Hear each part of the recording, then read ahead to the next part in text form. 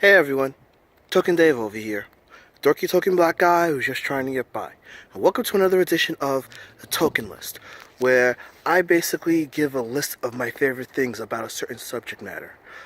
Well, today is Friday the 13th, and as you can see by this backdrop, I'm actually outside near some woods at a bus stop at street light, so that's a good sign right there.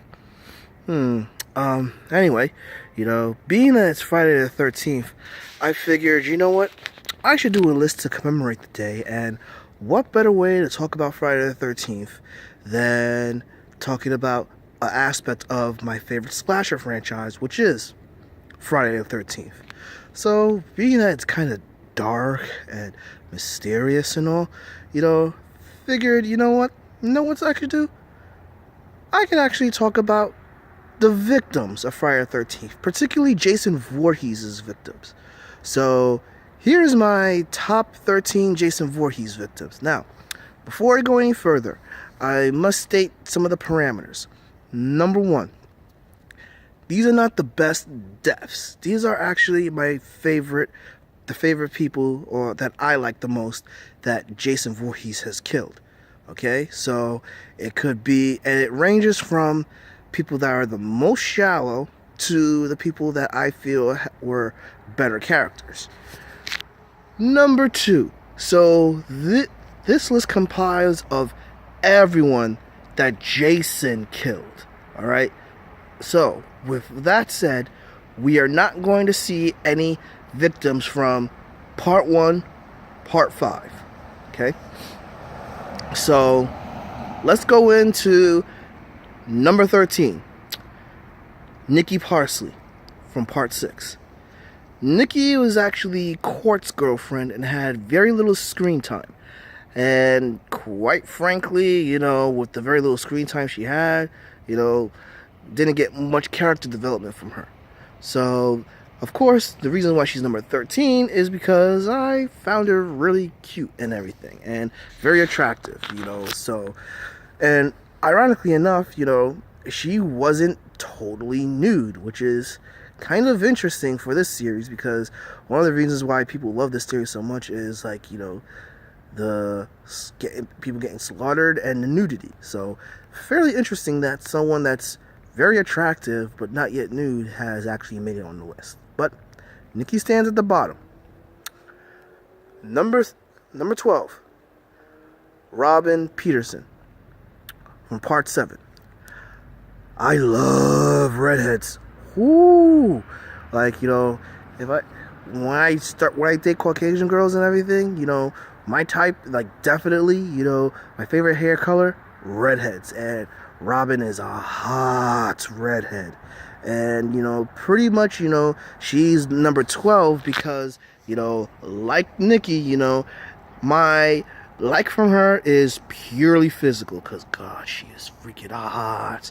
She's a little bit more outgoing than, Nicky appears to be, but damn, we got a nice tit shot right there, very titillizing and all. So yeah, basically Robin Peterson is number 12, and of course, due to shallow reasons. Number 11, Julius Gore. Now, this was kind of difficult for me because, I like the character Julius, but the thing is, compared to some of the other people on the list, Julius, he was very so much of a meathead at all, so it was no surprise that he was going to die, especially when he had that little fight with Jason, and we could contribute that to all the rowing he did, potentially, but we all knew that Jason was going to freaking end up killing him right when basically we saw him on the rooftops, However, despite his meatheadedness, Julius did show, genuine concern and compassion when things actually started going crazy, where people realized Jason was on the boat, and Julius felt the need to take charge, which, it displayed some alpha male meathead tendencies, but did not display that he was so much of a dick. But still, a little bit of a one-note character to a degree, which is why Julius is number 11. Number 10, Court from Part 6. Of all the characters that were in Part 6, Part 6 had a interesting roster. They had, quite a few victims that, were easily disposable, but also quite a few, had some likable personalities. Court was very outgoing and was very fun-loving, and, basically, hey, he was Nicky's boyfriend, so that gave him some extra points. But the additional points were that, while Court did come off like a dick with the kids and everything, Court was, energetic, fun-loving, and basically, he was actually a blast on the screen, So that is why Court actually broke into the top 10 list. Number 9, Eva Watanabe, Part 8. Of all the people that I liked in the series for shallow reasons, Eva is the highest. So why did I like her more than Court and Julius? Well, primarily, this was before Kelly Hu became Kelly Hu, and I remember watching Part 8 and seeing her, I was like, oh my god, this girl is gorgeous. Whoa. And, quite frankly, that was the main reason. While she does have some small character development, not development, but, depth, her depth is actually kind of shallow because she's basically just mimicking her friend Tamara, who's self-centered and basically, egotistical. And she's a bit of a puppet of hers to a degree. So, yeah, not much going on right there. But neither here or there, basically, Eva is flat out beautiful, and damn, at least it's messed up that she died, but she didn't die some of the gruesome ways that other people did on the list. So, yeah, Eva, definitely one of the reasons why she's number 9. Number 8, Mark from Part 2.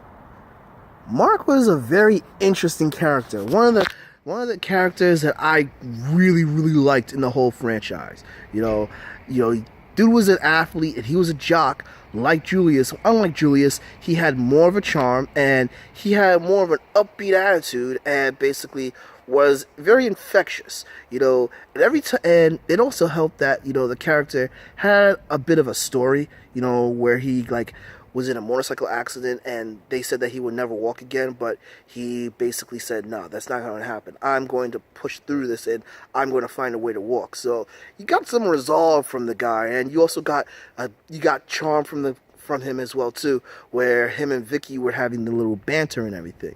So Mark was actually a really cool character that I enjoyed, and his death scene was was very simply executed, but was very dramatic. So yeah, that's why Mark is number 8. Number 7, Crazy Ralph. Man, oh man, Crazy Ralph. The only person on the list that has been in multiple movies. Crazy Ralph was basically that, the town drunk of Crystal Lake that was always warning about the death curse that Crystal Lake had.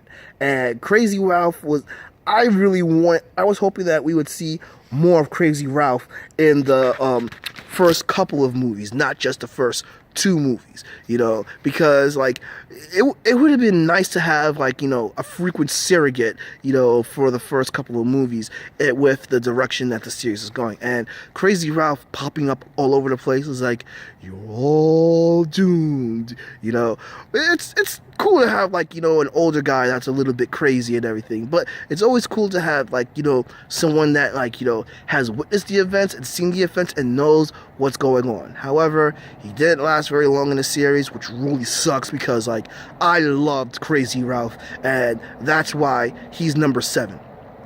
Alright everybody, I am going to stop because I'm getting freaked out right now. Despite the trees behind me and some of the lights, I'm still getting freaked out from being here. So, I'm gonna leave this bus stop and try to go somewhere a little more illuminated. But, what do you guys think of the list so far? Do you agree with the list? Do you like the list?